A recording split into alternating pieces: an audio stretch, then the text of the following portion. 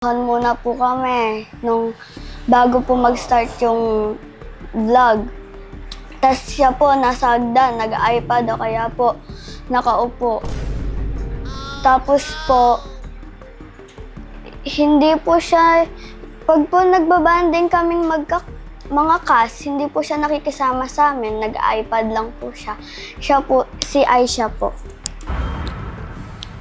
Kapag nag-iPad siya, comfort zone niya yun. Lalo na pag pagod tayo, di ba? Meron tayong kanya-kanyang ginagawa. Ako, madali din akong madrain.